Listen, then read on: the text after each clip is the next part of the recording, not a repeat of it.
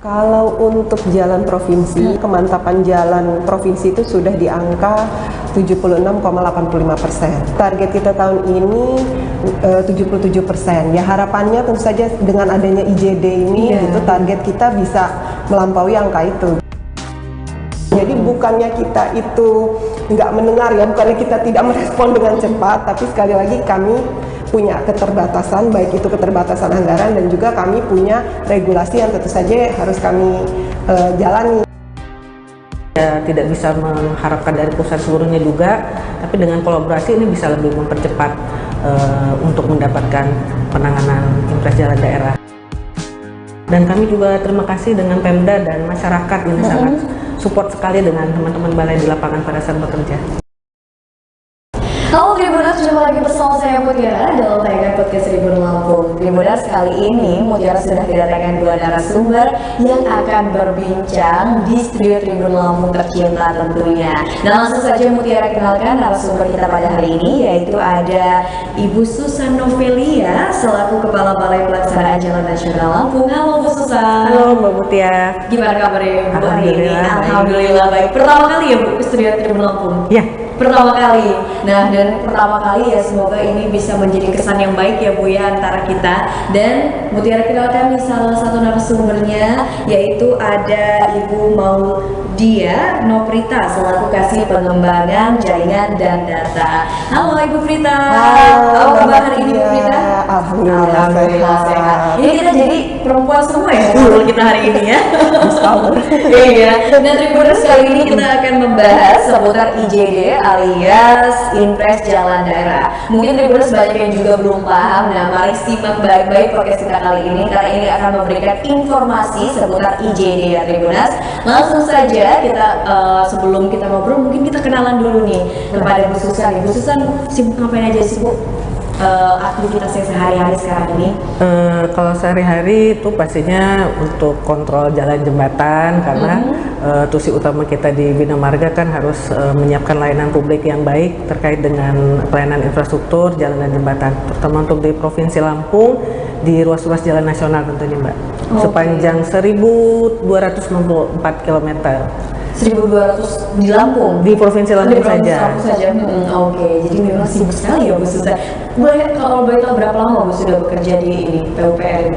Di PUPR sudah 20 tahun untuk masa tugas saya. Untuk Kepala Balai saya mendapat tugasan dari Menteri PUPR pada bulan Mei tahun 2023 ini. Jadi belum lama ini, kurang lebih 7 bulan ya Bu? Oke. Nah, kalau Bu Prita sendiri ini Bu, kalau boleh tahu apa saja nih Bu kesibukannya sehari-hari ini? Ya kalau saya di bidang bina program mungkin lebih ke perencanaan ya. Kami lebih ke bagaimana merencanakan, kemudian koordinasi. Nah, makanya ini kalau IJD itu ada di bidang kami karena ini terkait dengan koordinasi dengan pihak-pihak di luar Bina Marga gitu. Oke. Nah, tapi kan gini, banyak nih ya Tribuners yang di rumah memang sebenarnya belum paham. Mungkin Mutiara sendiri juga belum paham sebenarnya itu apa sih Bu Susan IJD itu?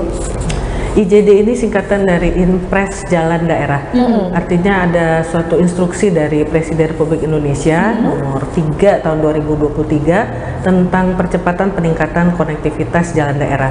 Kenapa IJD ini muncul ya karena terkait sejumlah kerusakan jalan di seluruh Indonesia terutama. Dan kita khususnya di Provinsi Lampung ini kondisi jalan yang rusak berat ini harus ditingkatkan kemantapannya, terutama ini di jalan kabupaten dan jalan provinsi.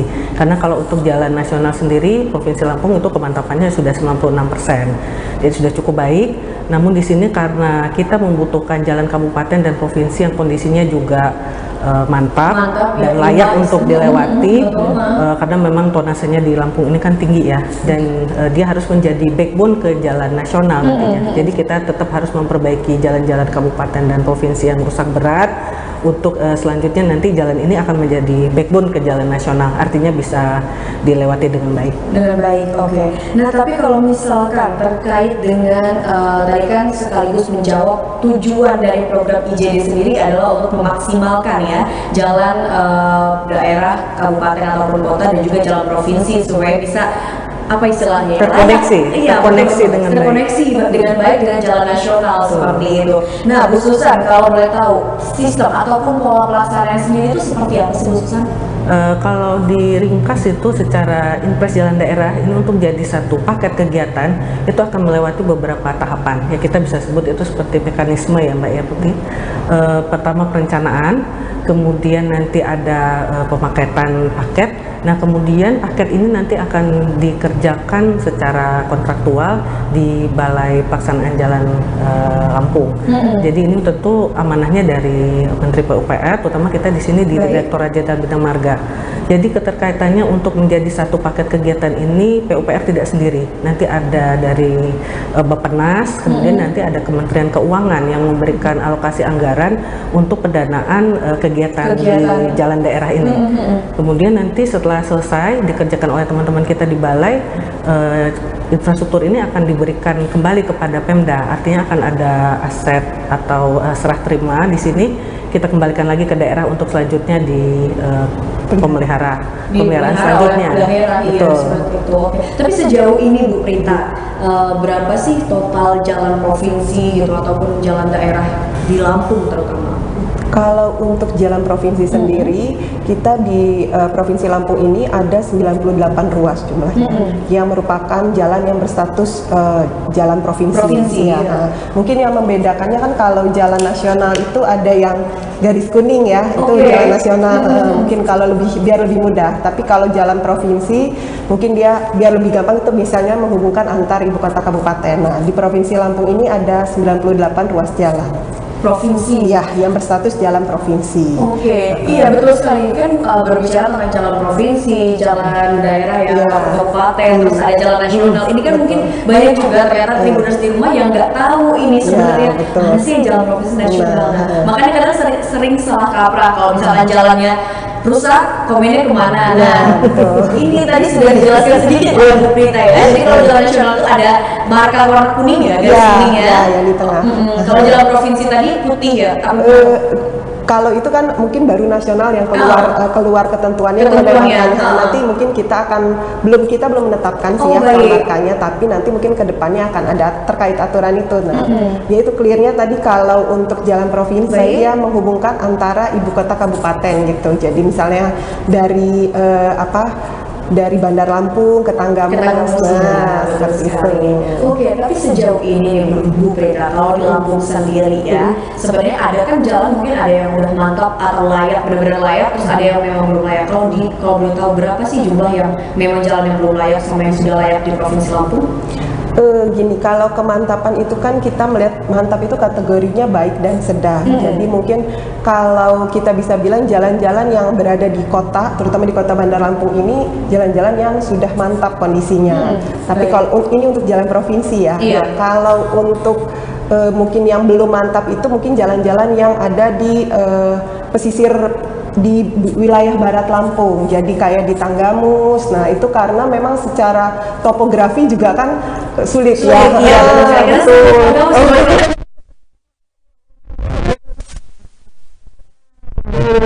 Jadi di situ terus di Waikanan juga, yaitu tadi karena memang ada beberapa kendala sehingga memang di situ jalannya mungkin belum mantap gitu. Nah kalau kita ngomong yang mantap ya mungkin kita bisa mencontohkan jalan-jalan yang ada di Kota Bandar Lampung gitu. Nah seperti itu ternyata contohnya ya, jalannya mantap soal jalannya belum mantap. Tapi kalau misalkan boleh tahu Bu Susan, kan ini ada program IJD ya. Nah IJD ini sebenarnya anggarannya sendiri itu dari mana sih Bu Susan? Kita dapat anggaran dari Kementerian Keuangan, diberikan ke Kementerian PUPR, dan PUPR tentu merilisnya ke balai-balai melalui Direktorat Jenderal Bina Marga. Ini maksudnya APBN atau APBN? APBN. Kalau untuk tahun ini berapa anggaran kalau untuk Provinsi Lampung sendiri? Provinsi Lampung 814 miliar. Untuk 17 ruas jalan. 17 ruas jalan itu di mana saja kalau boleh tahu Ibu Susan? Tersebar di seluruh Provinsi Lampung. Mungkin kalau mau lihat yang nilainya cukup besar karena memang kondisinya rusak berat, itu di Simpang Korpori Purwotani itu ada 2 paket, dari yang di exit tol Kota Baru, kemudian yang menuju Kota Baru itu juga jalannya udah kita perbaiki hampir 8,5 km ya, full rigid. Kemudian di Simpang Randu Seputih Surabaya itu yang didatangi Pak Jokowi, Pak Jokowi ya, akhir Oktober lalu. kemarin.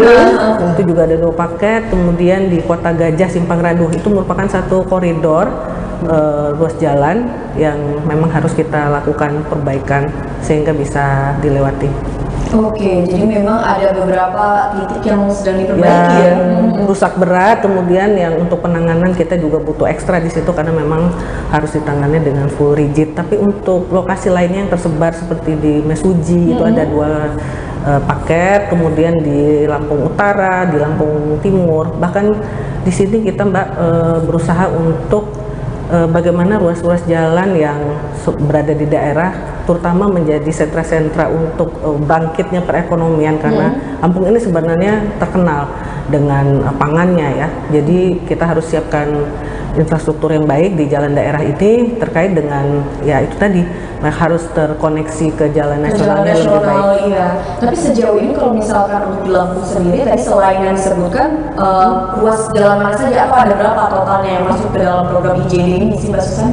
Di 17 ruas jalan itu 7 ruas punya provinsi, jalan provinsi statusnya, kemudian 10 ruas jalan lainnya itu ada di jalan kabupaten. Jadi udah cukup kita akomodir karena prioritasnya kan memang bisa sebarannya lebih banyak lagi. Oke. Tapi kan kalau misalkan berbicara tentang jalan kabupaten yang sedang diperbaiki yaitu jalan yang kemarin didatengin Pak Jokowi langsung, ini kan jalannya cor gitu ya Mbak ya. Mungkin ada ini khusus nggak sih kayak misalkan perbedaan kenapa harus dicor gitu, kenapa nggak di aspal biasa? Kenapa itu Mbak? Betul. Untuk penanganan ruas-ruas jalan yang kondisinya rusak berat dan mungkin juga bertahun-tahun tidak dipelihara seperti itu ya. Dan kita kedepannya tentunya ini umur layanannya harus lebih panjang, paling tidak 10 tahun ke depan itu diprediksi mampu melayani untuk arus lalu lintas yang melewati di situ. Jadi memang kita buat penanganannya dengan rigid pavement tebal 30 cm, bahkan di lapis bawahnya pun kita pakai lin konkrit, nama lapisannya jadi dialas dulu lah. Dialas dulu 10 cm, nanti naik lagi 30 cm. Dan tentu dengan bangunan pelengkap yang untuk jalan ideal itu harus ada saluran, harus ada bahu, dan kriteria itu coba kita penuhi di ruas jalan daerah. Karena sebenarnya dengan kita membuat jalan daerah dengan mutu dan kualitas yang baik, kita juga mencerminkan lah, memberi contoh yang baik juga ke stakeholder lainnya di luar kami PUPR. Ya begini cara membuat jalan yang baik seperti ini, kualitas yang bagus, bisa memberi layanan yang panjang dan sangat bermanfaat buat masyarakat yang menggunakan tentunya. Oke, iya bahkan kemarin tuh sampai kan ada soal Pak Jokowi istilahnya mengukur kan, mengukur ketebalannya seperti itu, mengecek secara langsung. Nah, menyinggung sedikit terkait dengan jalan di Lampung Tengah yang kemarin sempat didatangi oleh Presiden kita, yaitu Pak Jokowi. Ini kan memang ruas jalan ini sempat viral lah istilahnya di media sosial, dan ini tidak hanya menjadi perhatian masyarakat Lampung, tapi juga secara nasional ya, secara global. Dan di mana beberapa waktu lalu kan mendapat komen yang cukup pedas bisa dikatakan seperti itu. Nah, jika ruas jalan yang viral itu bertahun tak tersentuh perbaikan, apakah benar kalau misalkan ya kan ini ada ungkapan dari warga katanya kok jalan ini rusak padahal sudah bertahun-tahun nggak disentuh juga nih, nggak ada perbaikan. Nah, apa benar ini selalu bertahun-tahun juga ini memang nggak ada perbaikan atau gimana ini Ibu Rita boleh diberikan penjelasan kepada Tribuners di Rumah supaya Tribuners di Rumah ini kan tidak salah juga dalam menilai hal gitu. Baik, mungkin kalau terkait yang jalan viral itu ya, jadi bukannya kami provinsi itu tidak melakukan penanganan di ruas tersebut gitu ya, tapi gini, tingkat kerusakannya sendiri kan itu dibandingkan dengan panjang jalan yang ada gitu ya, dan tingkat kerusakan yang cukup panjang gitu ya, paling karena kita punya kendala anggaran gitu ya, kita punya budget constraint, jadi kami itu paling kalau melakukan penanganan itu paling sekitar 300 meter atau 500 meter gitu. Nah, dibandingkan dengan panjang jalan dan kerusakan yang ada, tentu nggak terlihat gitu loh sama masyarakat gitu. Jadi bukannya itu tidak tertangani ya, itu kami sudah melakukan penanganan, tapi mungkin karena itu tadi kerusakannya itu panjang, jalannya panjang, tapi yang kami bisa lakukan, yang bisa kami tangani itu cuma sedikit gitu loh. Jadi mungkin itu yang tidak terlihat gitu. Kalau kemarin sebenarnya waktu tahun 2021 pemerintah provinsi itu sempat karena kami mengalami kendala anggaran, jadi kami sempat mengajukan pinjaman waktu itu ke SMI gitu, ke SMI untuk dilaksanakan di 2022. Tapi waktu itu pinjamannya karena suatu dan lain hal itu nggak jadi gitu. Jadi akhirnya di tahun 2022 itu kami menganggarkan lewat APBD gitu. Jadi ketika viral itu sebenarnya kami sudah dalam proses lelang. Betul.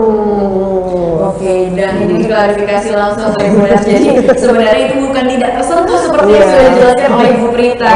Tapi benar loh, memang perihal jalan yang terutama ini memang luar biasa sekali. Kalau misalkan melihat jalan bolong sedikit, ya karena itu kan memang vital ya. Betul. Karena sebagai pengguna jalan kita sendiri kalau misalkan bawa kendaraan jalan bolong dikit, waduh gitu kan nyaman. Nggak nyaman, betul sekali. Nah, terkait dengan kondisi ruas jalan yang viral tersebut, sekarang kondisinya seperti apa nih kalau boleh tahu Bu Prita?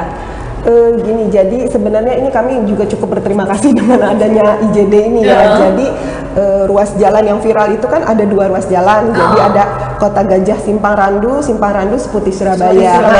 Jadi itu ada kolaborasi dari IJD ada, dan kami dari APBD karena kita memang sudah menganggarkan. Jadi kita juga melakukan penanganan di situ. Nah, untuk saat ini sih untuk progres kalau yang dari APBD ya, kalau dari APBD itu sudah sekitar 92% lah gitu pelaksanaannya. Betul ya, karena mengingat ini juga udah akhir tahun ya, jadi diharapkan akhir tahun ini udah beres pekerjaannya gitu. Akhir tahun jadi udah tuntas jalannya, udah mulus. Tapi kalau misalkan untuk ruas jalan ya yang masuk ke dalam program IJD sendiri, ada kriterianya nggak sih Bu Susan? Ada. Kalau untuk Impres Jalan Daerah ini kriterianya yang pertama sekali itu mendukung konektivitas. Artinya ruas-ruas jalan seperti di exit tol, kemudian jalan daerah yang terhubung ke jalan nasional itu menjadi prioritas untuk mendapat penanganan. Kemudian yang kemantapannya kurang dari 75%. Kalau kabupaten ini kan rata-rata di 50% ya. Jadi ya akan sangat besar sekali kemungkinan untuk mendapat IJD. Kemudian kategori ketiga itu mendukung kawasan strategis nasional seperti kawasan pariwisata, kemudian seperti kawasan industri, kemudian yang bisa kita buat IJD ini juga pariwisata seperti Lampung ya. Lampung itu sebenarnya sangat potensial dengan pantainya yang indah, dengan destinasi wisata itu sebenarnya sangat potensial untuk kita jadikan paket Impres Jalan Daerah. Kemudian yang membuka akses sentra-sentra perekonomian, sentra produksi peternakan, pertanian. Karena Lampung juga produksi padinya malah sudah surplus ya kalau kita baca di berita. Jadi memang ada kriterianya Mbak, dan ini semuanya nanti akan melalui satu tahapan atau mekanisme yang diusulkan oleh Pemda atau kepala daerah ataupun dari anggota DPR RI, sifatnya seperti itu, dan dokumen-dokumen yang disiapkan ini nanti akan dimasukkan ke satu sistem namanya Sitia. Sitia ini sudah sangat akuntabel karena dimintakan oleh KPK saat itu. PUPR membuat satu sistem yang semua dokumennya ya nanti akan terekam di sana untuk kemudian diverifikasi dan validasi, kemudian diajukan ke Bappenas. Nanti Bappenas juga akan memilih lagi prioritasnya dan akhirnya nanti akan dapat penganggaran. Oke, jadi rute atau mekanismenya seperti itu ya, Bu Susan. Ternyata ada tematik ya, tematiknya tuh jelas gitu. Iya, betul sekali. Jadi memang nggak bisa asal-asalan seperti itu ya.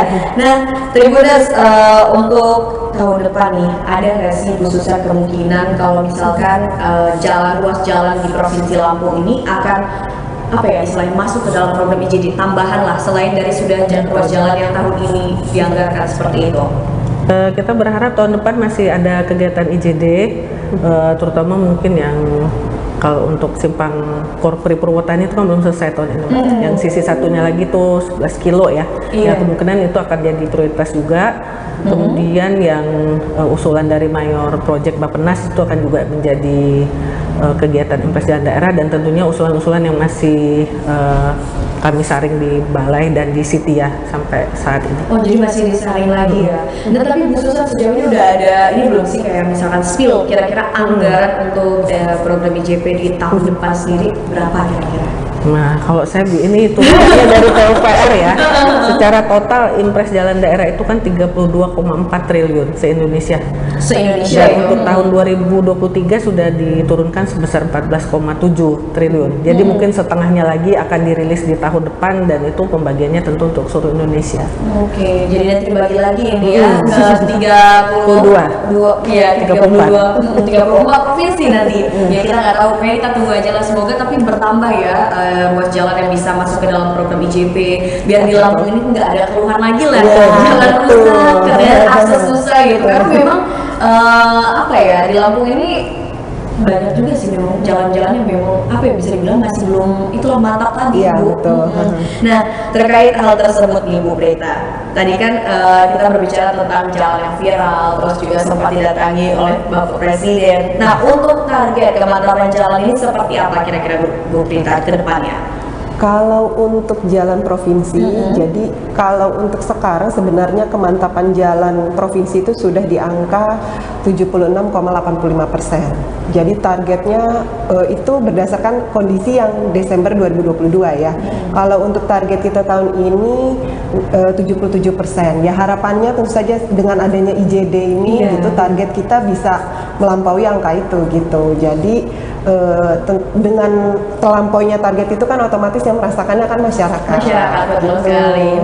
Jadi dengan dengan demikian kan konektivitas juga makin bagus gitu. Harapannya yaitu tadi nggak ada lagi keluhan, nggak lagi Nah, tapi semisal nih Bu Prita, kalau misalkan ada warga ini tinggal di suatu daerah atau kabupaten terutama, terus memang jalan di desanya sendiri itu rusak, tapi dia ya istilahnya mengeluhkannya ke kemana nih sebenarnya harusnya warga ini mengeluh gitu, supaya ini tepat sasaran, biar nggak lagi viral dulu gitu kan akhirnya, karena ternyata untuk dia istilahnya komentar itu salah. Kemana sih sebenarnya ketika warga ini jalan di rumahnya mungkin di suatu desa itu rusak segala macam, apa yang harus dilakukan sebagai warga gitu?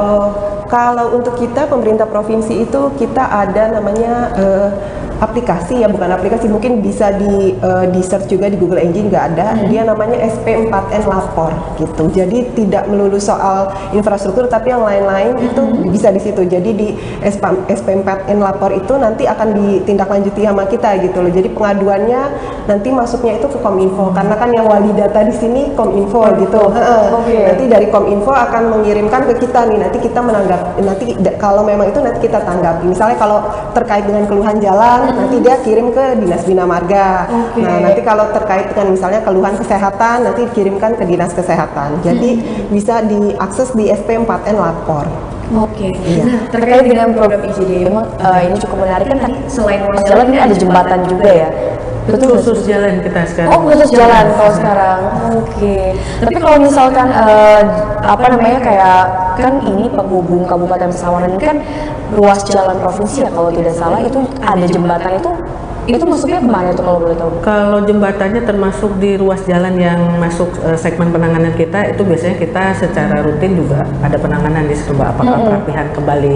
Tapi kalau untuk pembangunan itu harus khusus sendiri ya. Kalau untuk Lampung sementara masih sifatnya ya kita khusus di jalan. Kalaupun di ruas jalan itu ada jembatan-jembatan yang dilewati, itu tetap kita rapikan secara penanganan rutin aja gitu. Oke, secara penanganan rutin. Tapi sebenarnya kalau misalkan berbicara tentang jalan, setelah jalan ini diperbaiki gitu kan, apa yang harus dilakukan setelahnya supaya umur jalannya ini bisa lama gitu? Karena kan mengingat ternyata setelah diaspal ini ada setahun atau 2 tahun ternyata banyak yang bolong atau bergelombang. Itu yang akhirnya menjadi keluhan gitu. Sebenarnya apa sih yang harus dilakukan? Mungkin Bu Prita ataupun Bu Susan bisa menjawab.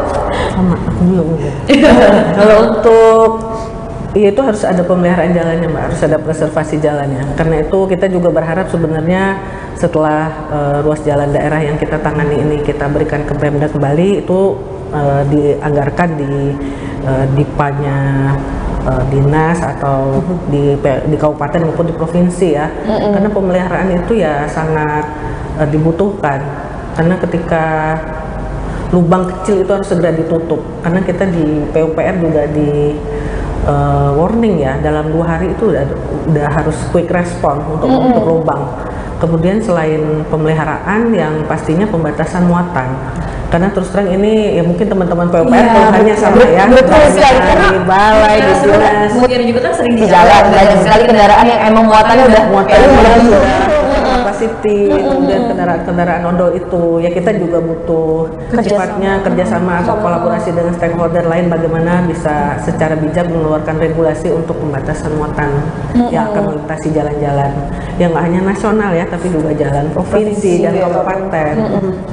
Oke, nah memang seperti itu Tribuners, sudah dijelaskan pemeliharaan itu penting. Jadi setelah memang adanya perbaikan dan pembangunan jalan itu harus dipelihara dengan baik, terutama tadi kebijakan terkait dengan muatan ya. Memang ini menjadi masalah, padahal pihak kepolisian ataupun dinas perhubungan ini sudah melakukan berbagai upaya gitu kan untuk memberikan sanksi terhadap para pengendara yang memang sering membawa muatan melebihi batas yang sudah ditetapkan seperti itu. Nah, sejauh ini Tribuners terkait dengan obrolan kita seputar IJD dan juga jalan di Lampung tadi sudah dijelaskan perbedaannya seperti apa oleh Ibu Susan dan juga Ibu Prita, luar biasa sekali. Semoga Tribuners ini bisa istilahnya tercerahkan lah setelah ini gitu kan. Jadi tidak asal-asal jalan gimana, ternyata memang tadi sudah dijelaskan Bu Prita, anggaran juga ini bisa menjadi salah satu permasalahan ya Bu Prita, kenapa akhirnya lama gitu kan. Tapi kalau di Lampung ini sejauh ini memang gimana Bu Prita kalau untuk kondisi jalan di Lampung sejauh ini, terutama jalan kabupaten atau kotanya sendiri? Gini, kalau sebenarnya kita kan memandang jalan ini sebagai satu kesatuan ya, makanya tadi salah satu yang kriteria dalam impres itu tadi seperti disebutkan kan konektivitas ya. Jadi memang kalau kita melihat jalan nasional mungkin di Lampung kondisinya sudah jauh lebih baik ya daripada jalan provinsi ataupun jalan kabupaten. Nah, kalau kita melihat memang jalan provinsi sama jalan kabupaten ini, terutama jalan kabupaten ya, itu masih jauh dari targetnya nasional gitu. Target nasional sendiri kan 65%. Nah, kondisi jalan daerah ini, jalan kabupaten ini itu masih sekitar di bawah 50% gitu. Nah, itu tadi karena kita semua mengalami masalah yang sama ya tadi. Itu tadi kita punya masalah kendala yang sama, itu kendala anggaran. Kemudian namanya anggaran itu kan merupakan satu sistem gitu ya. Jadi kita tuh tidak bisa misalnya ini ada kerusakan terus langsung diperbaiki, itu enggak. Kita jadi namanya anggaran itu adalah satu sistem, jadi harus dianggarkan dulu gitu loh. Jadi ada prosesnya, ada waktunya. Mungkin itu yang perlu juga diketahui ya. Jadi nggak bisa kita serta-merta gitu ya. Misalnya ada ini langsung kita tangani. Kalau memang kita sudah menganggarkan, artinya kalau itu sudah kita tangani berarti itu sudah ada anggarannya. Tapi ketika kita menganggarkan, kita butuh waktu untuk melaksanakannya gitu. Jadi memang itu tadi memang ada regulasi yang harus ya namanya birokrasi ya. Jadi memang ada regulasinya yang perlu kita laksanakan gitu sih. Jadi memang bukannya kita itu nggak cepat tanggap kan, kalau yang sering sekali gitu ngomongnya ini nggak cepat tanggap, bukan nggak cepat tanggap, tapi memang kita punya regulasi gitu sehingga butuh waktu kita untuk bisa merealisasikan betul. Jadi bukannya kita itu nggak mendengar ya, bukannya kita tidak merespon dengan cepat, tapi sekali lagi kami punya keterbatasan, baik itu keterbatasan anggaran dan juga kami punya regulasi yang tentu saja harus kami jalani gitu ya. Nah, balik lagi kalau kondisi jalan tadi, karena Provinsi Lampung ini letaknya di ujung Pulau Sumatera gitu ya, mau nggak mau lalu lintas juga kan padat. Nah itu tadi, itu mungkin juga jadi salah satu alasan kenapa mungkin jalan kita tuh kayaknya kurang mantap ya, kurang maksimal gitu ya. Terus juga umurnya kurang ini panjang ya. Tapi kalau kita ngomong tadi muatan kita tuh beda dengan mungkin saya contohkan kayak di Bangka gitu ya. Kalau di Bangka kan dia cuma situ aja gitu, artinya lalu lintasnya itu mungkin itu juga bisa jadi salah satu artinya alasan ya, bukan alasan ya, jadi salah satu pertimbangan mengapa jalan di kita itu kelihatannya kok lebih cepat rusak dibandingkan dengan yang lain gitu. Oke. Sejauh ini Bu Susan, dengan adanya program IJD ini, menurut Bu Susan bagaimana sih Bu dengan program IJD ini? Apakah dengan program ini sangat membantu sekali ya untuk perbaikan atau membuat jalan di Provinsi Lampung terutama ini bisa menjadi jalan yang bisa dikatakan jalan yang layak seperti itu Bu Susan? Ya, tentunya pasti sangat membantu sekali nih Mbak Mutia, karena saya juga mau menekankan di sini kolaborasi antara Pemda dan pusat itu sangat baik ya. Artinya untuk penanganan seperti yang saya sampaikan tadi di Kota Gajah Simpang Randu maupun Simpang Randu seperti Surabaya maupun di Simpang Korpi Purwotani itu ada kolaborasi antara pihak Pemda dan kita di balai atau di pusat gitu. Jadi untuk pembiayaannya juga di mix. Jadi ada dari APBN dan juga APBD. Jadi ini contoh yang sangat baik sekali untuk daerah-daerah lainnya juga ya. Artinya ya tidak bisa mengharapkan dari pusat seluruhnya juga, tapi dengan kolaborasi ini bisa lebih mempercepat untuk mendapatkan penanganan impres jalan daerah. Kemudian kedepannya tentunya masyarakat sangat terbantu ini untuk memudahkan mobilitas, untuk meningkatkan perekonomian. Ini tentu sudah menggeliat ya. Jadi kita akan melihat bahwa membangun infrastruktur jalan itu membangun peradaban, membuka akses-akses yang selama ini terisolasi seperti itu ya. Jadi benar-benar menggairahkan ekonomi dan tentunya ini akan bermanfaat panjang untuk masyarakat terutama di Provinsi Lampung. Dan kami juga terima kasih dengan Pemda dan masyarakat ini sangat support sekali dengan teman-teman balai di lapangan pada saat bekerja. Oke, tapi sejauh ini kalau boleh tahu IJD sendiri ini baru tahun ini programnya ya? Oke, jadi ini bisa dikatakan first time ya diterapkan. Oke, dan harapannya tahun depan bisa bertambah lagi nih ruas jalan yang kalau bisa mengcover lah istilahnya. Tapi kalau berbicara ini kolaborasi antara Pemda dan juga pusat, itu kalau anggaran sendiri ada ketentuannya nggak sih, persentasenya berapa persennya untuk APBN atau dari APBD gitu Bu? Oh enggak, tapi mungkin kita ada constraint ya, jadi minimal itu kita bisa mengerjakan di paket 15 miliar dan paling tingginya mungkin di angka 60 miliar. Karena kalau terlalu kecil seperti jalan desa juga untuk mobilisasi peralatan alat berat itu untuk membuat jalan kan agak sulit. Jadi kenapa terutama kita di Bina Marga tagline-nya itu di jalan kabupaten atau jalan provinsi, walaupun namanya jalan daerah, karena jalan desa kan mungkin juga lebih sulit karena secara teknis itu paling tidak lebar jalannya 5 meter yang harus kita perbaiki. Ada kriteria teknis juga yang harus disiapkan di sana. Selain tematik yang saya sampaikan tadi ya, kriteria teknisnya itu jalannya nggak boleh, harus minimal tuh 5 meter lebarnya. Kemudian karena kita akan pasang saluran di kiri kanan, kita akan perkuat dengan bahu. Tentunya semakin luas lahan yang disiapkan itu akan semakin baik, dan ini tentunya jadi kriteria juga pada saat mengajukan bahwa lahan yang diberikan ke balai itu harus dalam kondisi tidak ada sengketa, kemudian nggak bermasalah dengan hukum, dan ini ditandatangani oleh kepala daerah yang mengajukan usulan untuk impres jalan daerah ini. Jadi ada dokumen-dokumen teknis maupun dokumen perencanaan yang juga dimintakan oleh pihak Bappenas dan Kemenkyu. Oke, jadi ternyata mungkin itu kali alasannya kenapa jalan di desa yang mungkin lebarnya cuma 3 meter tidak bisa juga. Ternyata itu ada alasannya terus dibalik itu, karena emang harus memenuhi kriteria yang tadi sudah disebutkan oleh Bu Susan. Oke, seperti itu. Ya udah Tribuners, mungkin itu saja nih obrolan kita bersama dengan Bu Susan dan juga Bu Prita. Luar biasa sekali. Tidak hanya Tribuners tapi mutiara di sini juga akhirnya teredukasi ya dengan obrolan